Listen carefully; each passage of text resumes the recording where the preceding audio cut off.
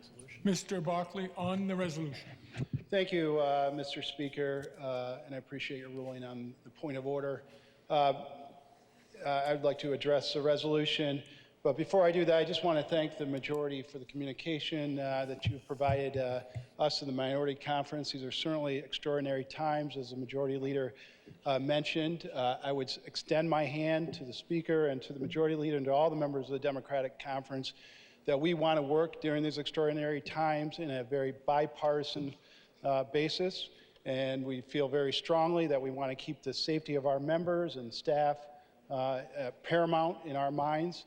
But at the same time, we want to make sure that our voice in the minority during these really extraordinary times is not stifled or somehow hindered.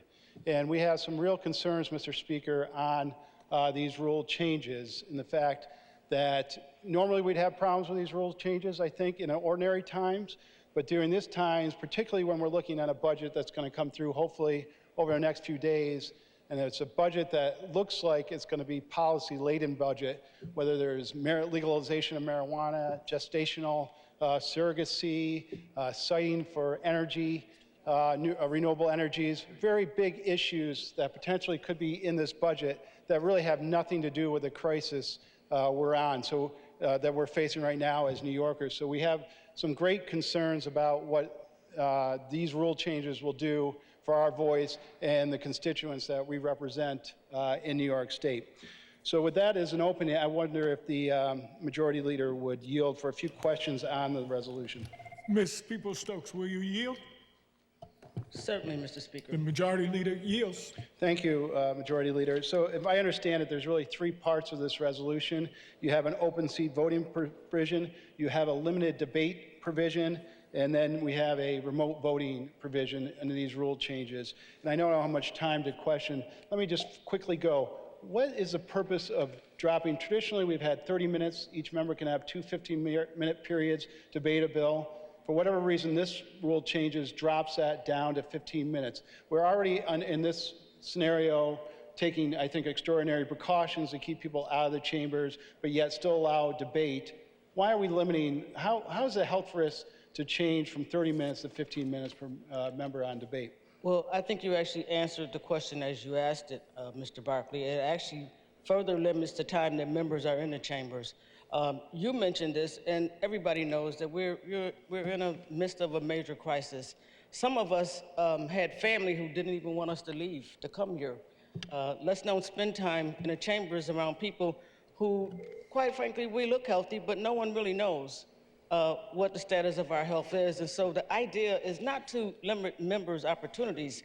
The idea is to limit the time that we're in the chambers having discussion. But of course, So it's not taking away anything from the members. I think it's actually adding value to the quality of our lives for us to come in, do what we have to do, and get back to our families. right, I think where we're a little bit suspect is the idea of how, to change it from 30 minutes to 15 minutes, how that makes anybody safer. Obviously, we're limiting access to the chamber now. It seems a bit arbitrary. So is your suggestion that we're here for 5 minutes, you're safer, versus if you're here for 15 minutes or versus you're here for 30 minutes? Is that your contention, particularly when we have such a limited number in the chambers now and we're all supposed to be socially distancing ourselves while we're here in the chambers? I guess I don't quite see that connection on that. Well, I'm sure sometimes these things don't click in the same way for everyone, but for the majority, we believe that a really good debate that has specificity in it can be done in 15 minutes, and we will have ample time, in fact, 2 additional minutes afterwards to explain your vote. So the thought that people are being limited in their opportunity to speak is not necessarily as accurate as what people are being limited in is their opportunity to be in the same proximity with people who they don't know if they're sick or not. Okay, we're going to agree to disagree on that. I still don't quite see the health detriment for changing the amount of time. Can you answer for me, will there be policy not related to the coronavirus in this budget?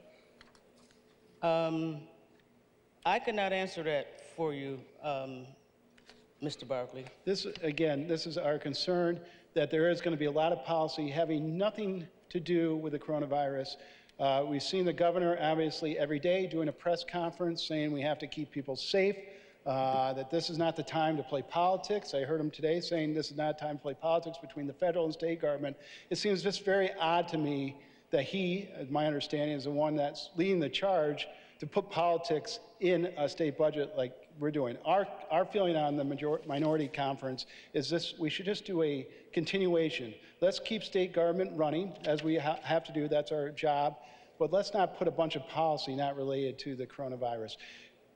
Tying that all in, how does the remote voting, the resolution doesn't explain remote voting and how it's going to work. How does the majority envision remote voting working going Actually, forward? the reason it doesn't explain is because we have not quite figured out how to use that technology to the point that would still allow a member to remotely debate for 15 minutes and to explain their vote for 2 minutes. And so the technology is out there, and there are enough researchers around to figure that out. We just want to put it in place should, in case we need it, we can figure out how to do it and still protect members' rights and opportunities to not just vote, but to have their voice heard on these pieces of legislation. Well, thank you for that, and we certainly want to be a part of that, but this resolution just allows the speaker to do it unilaterally without input from the minority on that. And I think there are real questions of, for instance, who should be allowed to vote remotely. I mean, is it someone in quarantine, or is it someone who doesn't feel like they want to come to Albany? And it really would be the speaker's decision on that. So we have some issues with that, but I guess I want to extend to you that we're willing to work with the majority on it, understand that these are certain circumstances that are atypical, and obviously we don't want, as I mentioned in my opening remarks, we don't want anyone to suffer adverse health consequences from legislating down here in Albany. Well, Mr. Barclay, I know you know already what a great communication we have between our house and yours. We communicate well. The speaker communicates with you well. He calls you regularly, and I actually am happy to come and speak to you on issues on a regular basis. And so I think the fact that you would be excluded from knowing what the decision is, how the technology looks, how it will be implemented, is not a correct assumption. I think you will be made aware of that, and as soon as we know, you'll know. Well, I appreciate that, Majority Leader, and I look forward to working with you and the Speaker going forward. But the one thing I'll warn to close, Mr. Speaker, is that we feel very strongly we do not want our voice squelched. We feel very strongly about policy being put in the budget. We think it's the wrong time, and we're going to use every lever we can to push back on that going forward. So with that, thank you for your answers.